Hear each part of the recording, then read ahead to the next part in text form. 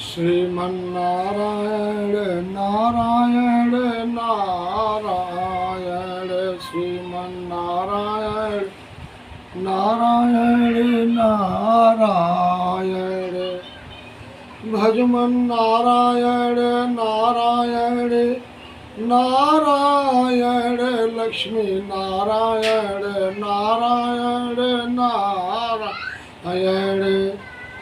भगवान भोलेनाथ कहते हैं, हे भवानी, जब महाराजा मनु रानी शत्रुपा की तपस्या पर भगवान प्रसन्न हुए तो भगवान प्रकट हुए। नील सरोरुह नील मणि नील नील धर श्याम, लाजहि तन शोभा निरखी कोटि कोटि सत्यकाम। भगवान ऐसे प्रकट हुए, इतना दिव्य उनका शरीर था, इतना सुंदर उनका वर्ण था, नीला वर्ण था। श्याम वर्ण लेते हुए आए। उस समय करोड़ों करोड़ों कामदेव की भी शोभा लजा जा रही थी। ऐसे शोभा को देखने के बाद गोस्वामी तुलसीदास जी उनके संपूर्ण शरीर का वर्णन कर रहे हैं। कहते, हे देवी, शरद मयंक बदन छबिसीवा, चारु कपोल बुक बर ग्रीवा, अधर अरुण सुंदर नासा, विधु कर निकर निंदक हासा। कहते हैं देवी, भगवान का मुख जो था वह पूर्णिमा के चंद्रमा के समान शोभायमान था। उनके छवि की सीमा का स्वरूप का वर्णन नहीं किया जा सकता। भगवान के गाल, भगवान की ठोड़ी बहुत ही सुंदर थी। भगवान का जो गला था वह शंख के समान तीन रेखाओं से युक्त उनका गला शोभायमान हो रहा था, और उनके लाल लाल होठ, दांत और नाक बड़े ही सुंदर थे। भगवान की हंसी चंद्रमा की किरणों को भी नीचा दिखा देने वाली थी, ऐसी भगवान की हंसी थी। कहते हैं, नवयम्बोजयं बकक्ष विशिष्णिकी,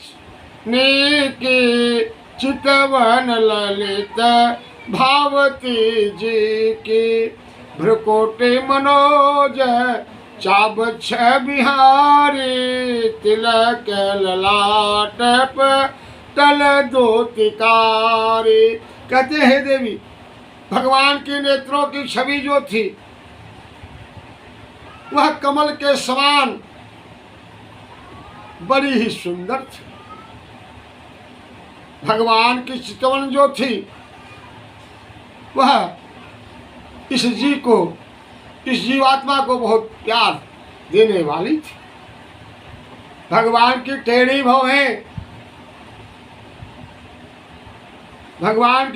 भौहें जो थी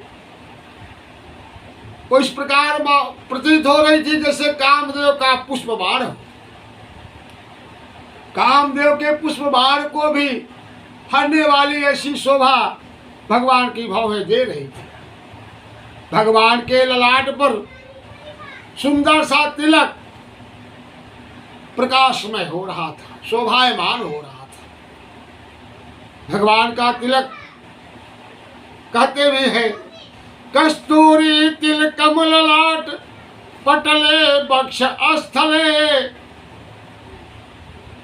नासाग्रे वर मौक्तिकम करतले वेणु करे कंकणम, सर्वांगे हरिद चंदन सुललितम, कंठे च मुक्तावली, गोपस्त्री परिवेष्टितो विजयते गोपाल चूड़ामणि। भगवान की शोभा बहुत ही अत्यंत प्रिय थी। भगवान का दर्शन करने के बाद ये नेत्र भगवान भोलेनाथ कहते, हे देवी, मनु और शत्रुपा के बंद नहीं हो रहे थे, नेत्र खुले के खुले रह गए, भगवान की शोभा को निहार रहे हैं। भगवान को दिव्य दर्शन प्राप्त करने के बाद आज उनका जीवन धन्य हो रहा है। भगवान के कानों में कुंडल शोभायमान हो रहा है, सिर पर भगवान के मुकुट शोभायमान हो रहा है।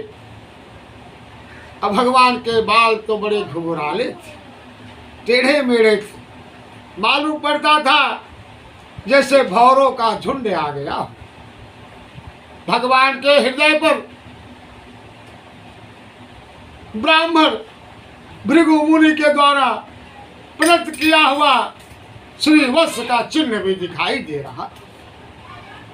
हे देवी, भगवान सुंदर बनमाला पहने हुए थे। बनमाला उसे कहते जो यहाँ से पहन जाए और यहाँ तक जाए। ऐसी बनमाला से भगवान सुशोभित हो रहे थे और गले में हारों का, रत्नों का जड़ा हुआ दिव्य आभूषण, मणियों का हार से सुशोभित हो रहे थे। भगवान की शोभा अत्यंत ही सुंदर थी। ऐसी शोभा को देखने के बाद राजा रानी कुछ बोल नहीं पा रही। भगवान की शोभा देखने के बाद राजा रानी सब कुछ भूल गए। हरस विवश तन दशा भुलानी, परे दंड इव गही पद पानी। भगवान का स्वरूप देखने के बाद पलके नहीं गिर पा रही हैं और राजा तुरंत दंड की तरह, लठ की तरह भगवान के चरणों को पकड़े। भगवान के चरणों को पकड़ लिए। भगवान ने अपना हाथ राजा के सर पर रखा। सिर पर से प्रभु निज कर कंजा, तुरंत उठाए करुणा पुंजा। करुणा निधान, करुण के पुंज दीन दयाल भगवान श्री हरि ने राजा को उठा लिया, अपने हाथों से उठा लिया। उठाने के बाद भगवान ने कहा, बोले कृपा निधान पुनि अति प्रसन्न मोहि जान, मागहु बर जो ही भाव मन महादान अनुमान। भगवान ने कहा, हे राजन, आप यदि प्रसन्न हैं, मेरा आगमन देख करके आप खुश हैं, तो हे राजन, आपके दिल में, आपके मन में जो भी इच्छा हो, आप वह वरदान मुझसे मांग लीजिए और यह सोच के मांगिए कि आपके सामने एक बहुत बड़ा दानी आके खड़ा हुआ है। महादानी अनुमान, आप अनुमान लगा लीजिए कि आज महादानी आपके पास आया है। आप जो भी मांगेंगे वह व्यर्थ नहीं जाएगा, सब कुछ आपको प्राप्त होगा। राजा ने हाथ जोड़ करके कहा,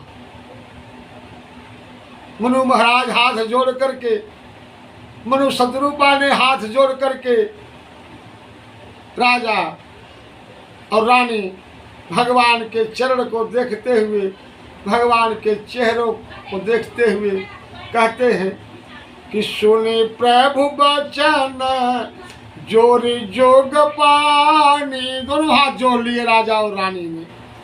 धरि धीरज बोली मृदुबानी, बड़े मीठे स्वर में, बड़े मीठे वचन में राजा ने कहा कि नाथ देखी पद कमल तुम्हारे, अब पूरे सब काम हमारे। आपका दर्शन हो गया, हमारे सभी कार्य पूर्ण हो गए। अब किसी भी चीज की आवश्यकता नहीं है, लेकिन एक लालसा है। राजा कहते हैं एक लालसा है प्रभु, एक इच्छा मेरी पूरी कर दीजिए। यूं तो उस लालसा को कहने में बड़ी कठिनाई हो रही है, लेकिन आपके लिए तो कुछ भी दुर्लभ नहीं है प्रभु। हे प्रभु, हमारी एक लालसा है, हमारी एक इच्छा है जो मैं आपसे कहना चाह रहा हूं। भगवान ने कहा, हे राजन, जो कुछ भी आपको मांगना है आप निसंकोच मांग लीजिए, मैं आपको देने के लिए यहाँ पर खड़ा हूं।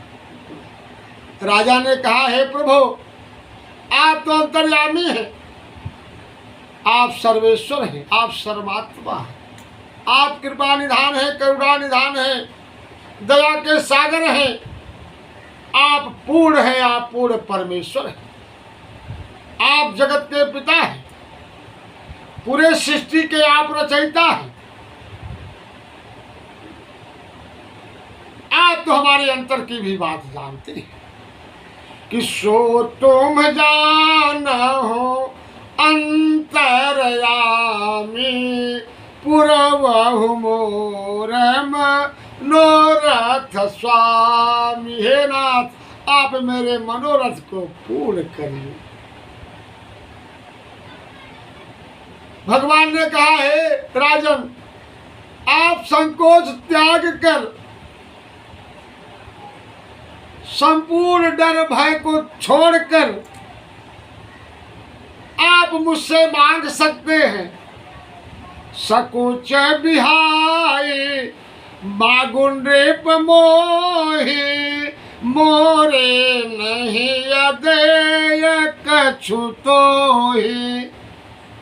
भगवान ने कहा, हे राजन, आपको जो भी मांगना है आप मांग लीजिए।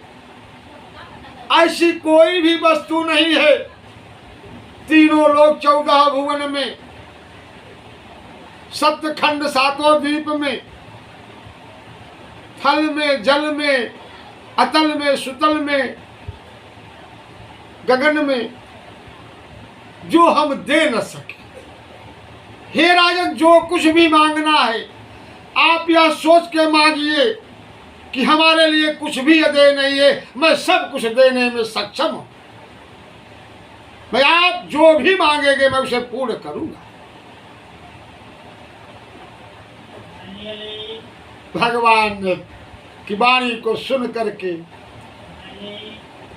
राजा ने बड़ी दीनता के साथ कहा, बड़े मधुर वाणी में कहा कि हे भगवान, दान शिरोमणि कृपा निधि, हे महादानी, हे शिरोमणि, हे कृपा के सागर, नाथ कहूं सतभाव। राजा कहते हैं कि चाहूं तुम्हें समान सुत, चाहूं तुम्हें समान सुत, प्रभु सन कवन दुराल। राजा कहते हैं, भगवान, हमें तो आपके जैसा हमें पुत्र दे दो, हमें आपके समान पुत्र चाहिए। हे प्रभु, आपसे क्या छिपाना, हमारी यही लालसा है, आप यही लालसा मेरी पूरी कर दीजिए। भगवान ने राजा के प्रेम भरी वाणी को सुनकर कहते हैं, ओ मस्त, हे राजन, तुम्हारा मनोरथ पूर्ण होगा। देखी प्रीति सुनी बचन अमोल, एवं मास्तु कृपा निधि बोले। करुणा के सागर, करुणा निधान दीन दयाल भगवान श्री हरि ने कहा, हे राजा देव मस्त, आपको हमारे समान ही आपको पुत्र मिलेगा।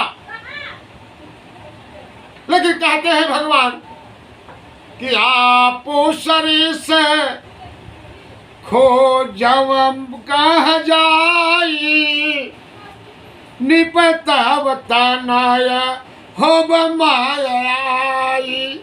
भगवान कहते हे राजन, मैं अपने समान कहाँ खोजने जाऊं, मेरे समान कहाँ कौन मिलेगा। ठीक है, मैं ही आपके घर में हे राजन आपका पुत्र बन के आ जाऊंगा। भगवान की ऐसी मृदुवाणी सुनकर के राजा बड़े प्रसन्न हुए। भगवान ने कहा हे राजन, मैं अपने समान पुत्र कहाँ ढूंढने जाऊं तुम्हारे लिए। हे राजन, मैं आपको वचन देता हूं कि आपके यहाँ मैं ही आपका पुत्र बन करके आपके यहाँ प्रकट हो जाऊंगा, अवतार ले लूंगा। हे राजन, आपके मनोरथ पूर्ण हो एवं। भगवान देख रहे हैं, देवी शत्रुपा हाथ जोड़े खड़ी, अभी उनके हाथ जुड़े हुए ही हैं, कर जोड़ के भगवान को निहार रहे हैं और राजा और भगवान के द्वारा जो बात हो रही है उसी को सुन रहे हैं। भगवान ने पुनः शत्रुपा की तरफ देखा और कहा हे देवी, आपको क्या चाहिए, आपको जो मांगना है आप भी मांग लीजिए। जो भी आपके रुचि में हो, जो भी आपके प्रेम में हो, आप कृपा करके आप भी बोलिए, मैं आपको भी वह देने के लिए यहाँ पर आ गया हूँ। रानी ने कहा हे भगवान, चतुर राजा ने जो वर मांगा है हमें वही वरदान हमें बहुत प्रिय लगा। चतुर राजा ने बहुत सुंदर वरदान मांगा, हे प्रभु आपको मैं पुत्र रूप में अपने यहाँ प्राप्त करूं।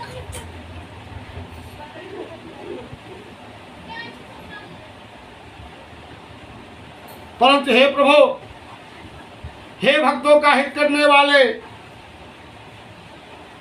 थोड़ी ढिठाई भी हो रही है। हे प्रभु, हम आपसे मांग रहे हैं कि जो जन हैं, जो लोग हैं, जो अलौकिक अखंड का जाप करते हैं, जो अलौकिक अखंड का जाप करते हुए सुख की प्राप्ति करते हैं और जिससे परम गति को प्राप्त होते हैं, हे प्रभु हमें वही वरदान दीजिए। माता शत्रुपा जी कहती हैं कि सोय सुख सोय गति सोय भगति, सोय सुख सोय गति सोई भगति, सोई निज चरण सनेहु, सोई विवेक सोई रहनि प्रभु, हम ही कृपा कर दे। देवी शत्रुपा कहती हे भगवान, हमें वही सुख दीजिए, वही गति दीजिए, वही भक्ति दीजिए कि आपके चरणों में प्रेम बना रहे, वही ज्ञान दीजिए और वही रहने सहने की कृपा दीजिए कि हे प्रभु आपका हमारा प्रेम निरंतर आपके चरणों में हमारा बना रहे। भगवान ने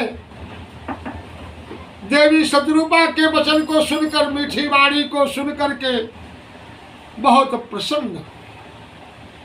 भगवान ने कहा हे देवी, तुम्हारा ज्ञान कभी भी नष्ट नहीं होगा,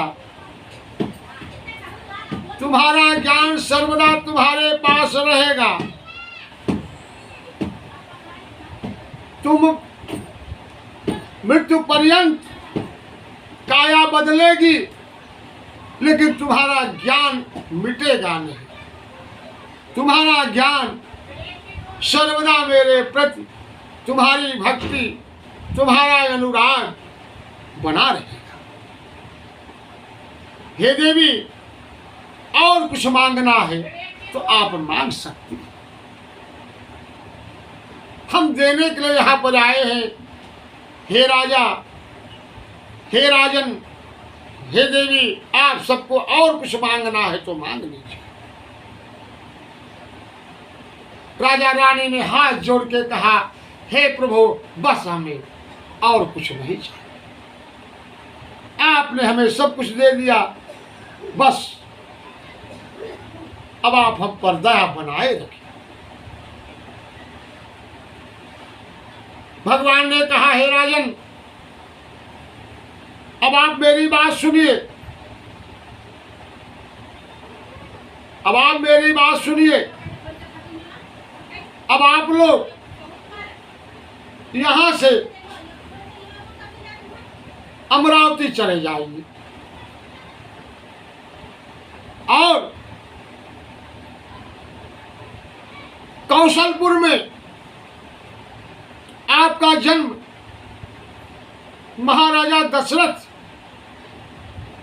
और इनका जन्म कौशल्या के रूप में होगा। अब उस समय में आपका पुत्र स्वरूप में अपनी इच्छा से अपने अंशों के द्वारा 4 भाग में आपके यहाँ अवतरित होगा।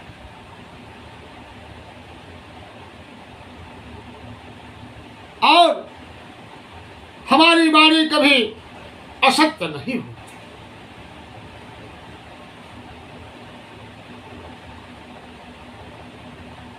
हे राजन,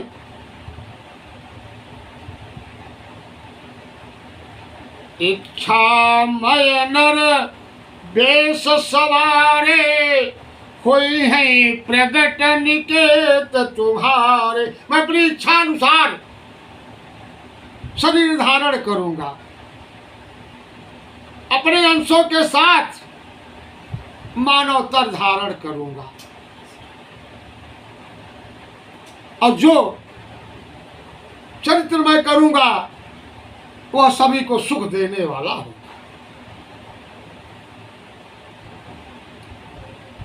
भगवान के वाम भाग में विराजमान सीता जी जो जगदम्बिका हैं, जिनके अंश मात्र से सृष्टि का निर्माण होता है, ये भी अवतार लेंगी, ये भी प्रकट होगी। हे राजन, पूरा अवमाया भी लाश तुम्हारा, सत्य सत्यपन सत्य हमारा, पुण्य पुण्य आस कही कृपा निधाना, अंतर्धान भय भगवाना। भगवान ने बारंबार राजा और रानी को देख के कहा, हे राजन, हे रानी, आपकी अभिलाषा पूर्ण हो, पूर्ण हो, पूर्ण हो। आपका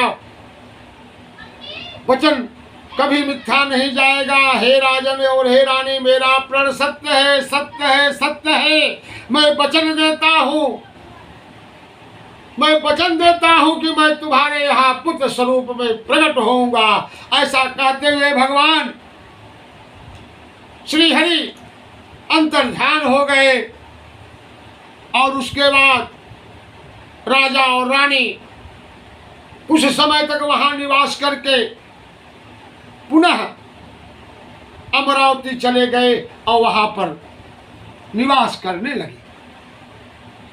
याज्ञवल्क्य जी कहते हैं, मुनिवर, हे भरद्वाज जी, यह पवित्र कथा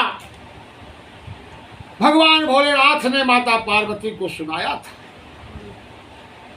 और वही मैं आपको सुना रहा हूं। भगवान श्री राम के अवतार लेने का दूसरा भी कारण है जो हम आपको अगले अध्याय में बताऊंगा।